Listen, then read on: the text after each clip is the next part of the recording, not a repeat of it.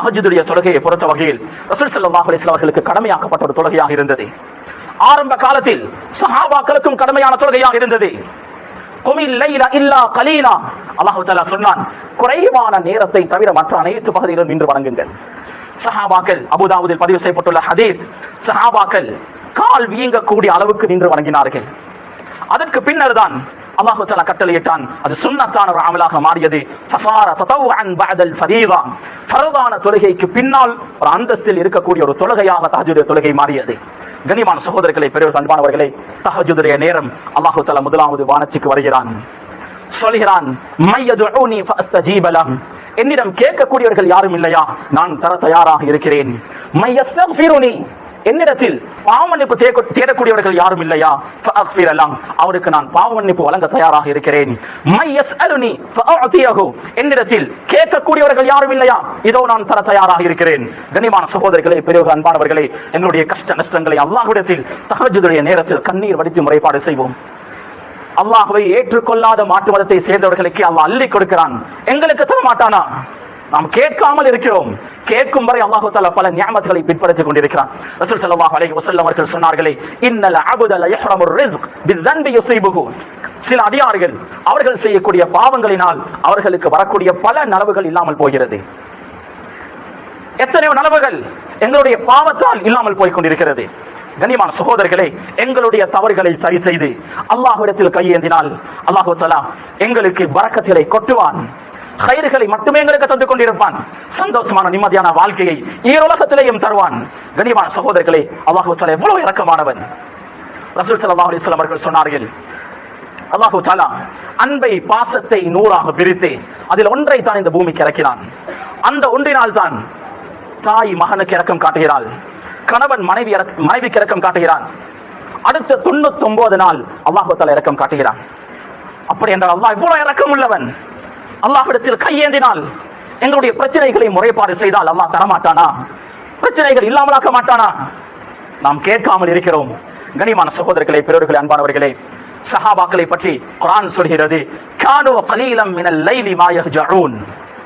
இந்த ஆயத்துக்கு 2 விதமான கருத்துக்களை முஃபஸ்ஸிர்கள், குர்ஆனுடைய விரிவுரையாளர்கள் பதிவு செய்திருக்கிறார்கள். இப்னு அப்பாஸ் ரலியல்லாஹு அன்ஹுமா, கதாதா, முஜாஹித் ரஹிமஹுல்லாஹ் அவர்கள் சொல்கிறார்கள், சஹாபாக்கள் இரவில் கொஞ்ச நேரமாவது இபாதத் செய்யாமல் அந்த இரவை கழித்ததில்லை. இரவில் கொஞ்ச நேரமாவது அல்லாஹ்வை இபாதத் செய்வதில் கழிப்பார்கள். ஹஸன் அல் பஸ்ரி, இப்னுல் ஜரீர் அத்-தபரி ரஹிமஹுல்லாஹ் அவர்கள் சொல்கிறார்கள், இந்த ஆயத்தினுடைய அர்த்தம், சஹாபாக்கள் கொஞ்ச நேரம் தான் உறங்கினார்கள், அடுத்த முழு நேரமும் அமல் இபாதத்தில் இரவை கழித்தார்கள். ரசூல் ஸல்லல்லாஹு அலைஹி வஸல்லம் அவர்கள் இரவுடைய நேரம் முழுமையாக அமல்பாதத்தில் கழித்திருக்கிறார்கள். சஹாபாக்கள் ரசூல் ஸல்லல்லாஹு அலைஹி வஸல்லம் அவர்களை பின்பற்றி அவருடைய வாழ்க்கையும் இப்படித்தான் அமைந்திருக்கிறது. கண்ணியமான சகோதரர்களே, பெரியவர்களே, அன்பானவர்களே, தஹஜ்ஜுடைய பாக்கியம் நல்லடியார்களுக்கு மட்டும் தான் அல்லாஹ் தஆலா கொடுக்கிறார். தஹஜ்ஜுத் தொழுவதினால் என்னென்ன நலவுகள் கிடைக்கும் தெரியுமா? சபபும் லிமுஹப்பத்தில்லாஹ், அல்லாஹ்வுடைய முஹப்பத்துக்கு அது காரணமாக இருக்கும்.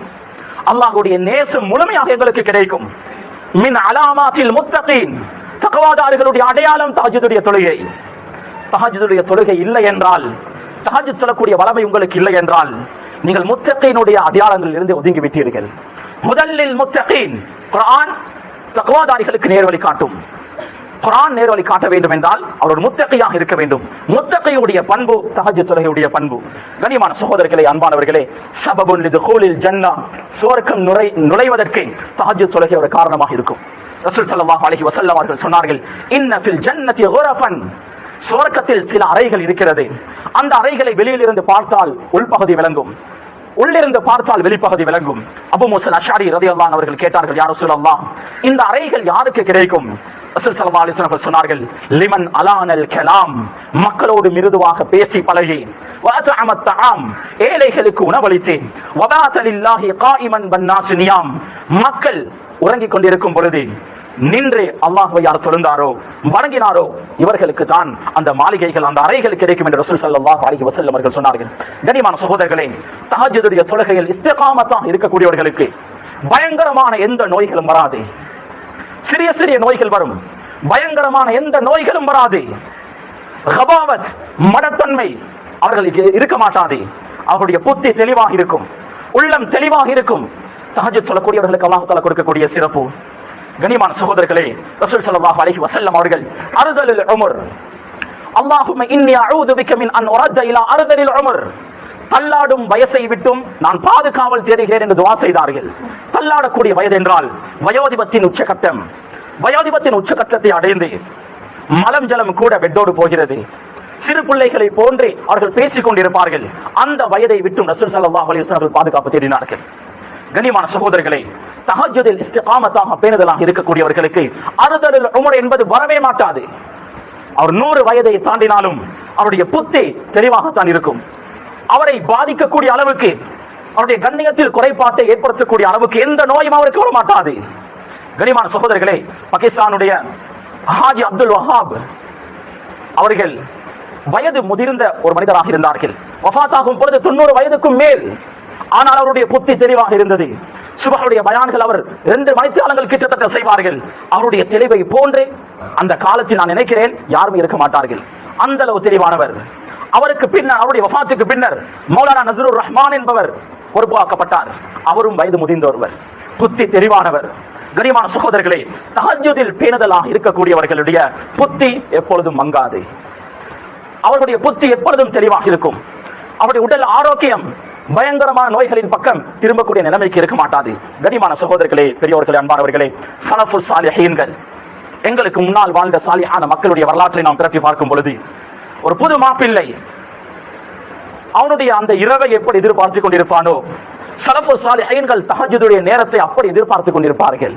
எப்பொழுது தஹஜ்ஜுதுடைய நேரம் வரும், மன அமைதியாக நான் அல்லாஹ் எப்பொழுது சுஜூத் செய்வேன் என்று அவர்கள் எதிர்பார்த்துக் கொண்டிருப்பார்கள். அவருடைய வாழ்க்கை வரலாறு திரட்டி பார்த்தால் அவர்கள் அப்படித்தான் வாழ்ந்திருக்கிறார்கள். கண்ணியமான சகோதரர்களே, பெரியவர்களே, அன்பானவர்களே, நாளை ஏதாவது ஒரு வைபவம் இருந்தால், திருமண நிகழ்வு இருந்தால், ஒரு ஃபங்க்ஷன் இருந்தால் நாம் எப்படி ரெடியாகுவோமோ, தயாராகுவோமோ, அதே போன்று தஹஜ்ஜுத் தொழுகைக்கு நாம் தயாராக வேண்டும். இன்று நான் கெட்ட பார்வை நான் பார்த்தால் நாளை எனக்கு தஹஜ்ஜுத் கிடைக்க மாட்டாது. இன்னாருடைய இன்கம் ஹராம், இவருடைய வீட்டில் சாப்பிட்டால் நாளை எனக்கு தஹஜ்ஜுடைய பாக்கியம் கிடைக்க மாட்டாது. இப்படி ஒவ்வொன்றிலேயும் நாம் பேணுதலாக இருந்தால்தான் தஹஜ்ஜுடைய பாக்கியம் எங்களுக்கு கிடைக்கும். கண்ணியமான சகோதரர்களே, தஹஜ்ஜுடைய தொழுகை நாம் எதிர்பார்த்து இருந்து அடைய வேண்டும். முன்னாயத்தோடு இருந்த தஹஜ்ஜுடைய தொழுகை நாம் அடைய வேண்டும். கண்ணியமான சகோதரர்களே, பெரியவர்களே, அன்பானவர்களே, தஹஜ்ஜுடைய நேரம் அல்லாஹ்விடத்தில் அதிகமாக துஆ செய்வோம். உங்களுக்கு ஏதாவது காரியமாக வேண்டும் என்றால், தேவைகள் இருக்கிறது என்றால், தஹஜ்ஜுடைய நேரத்தில் அல்லாஹ்விடம் கேளுங்கள். அந்த துஆ மிக அவசரமாக கபூல் செய்யப்படும், மிக அவசரமாக ஏற்றுக்கொள்ளப்படும். ஒரு மனிதர், சாலிஹான ஒரு தக்வாதாரி, ஒவ்வொரு நாளும் தஹஜ்ஜுதுக்கு எழும்பி தொழுகையை முடித்துவிட்டு துஆ செய்வார். துஆ செய்யும் பொழுது கிட்டத்தட்ட 70 நபர்களுடைய பெயர்களை சொல்லி துஆ செய்வார். அவர்களில் சிலர் ஹயாத்தோடு இருந்தார்கள், சிலர் வஃபாத்தாக இருந்தார்கள். ஒரு நாள் அவருக்கு தூக்கம் போய்விட்டது. சுபஹுடைய அதான் சொல்லப்படும் வரை அவர் எழும்பவில்லை. கனவில் பல ரூஹ்கள் வந்து அவரை எழுப்புகிறது, எழும்புங்கள், ஒவ்வொரு நாளும் தஹஜ்ஜுடைய நேரம், எங்களுடைய கபருக்கு ஒலிகள் வரும், இன்று வரவில்லை, எழும்புங்கள் என்று தட்டி விடுகிறார்கள். கண்ணியமான சகோதரர்களே, பெரியவர்களே, அன்பானவர்களே, அந்த நேரத்தில் துஆ செய்வது அவ்வளவு பவர்ஃபுல், அல்லாஹ்விடத்தில் மிக அவசரமாக ஏற்றுக்கொள்ளப்படும். அந்த துஆவுக்கு பல தாக்கங்கள் இருக்கிறது. கண்ணியமான சகோதரர்களே, பெரியவர்களே, அன்பானவர்களே, தஹஜ்ஜுத் தொழக்கூடிய வளமையை நாம் அனைவர்களும் ஏற்படுத்திக் கொள்வோம். ஆக குறைந்தது சுபஹுடைய தொழுகைக்காக மஸ்ஜிதுக்கு இமாம் ஜமாத்தோடு தொழுவதற்காக வேண்டி நாம் வருவோம்.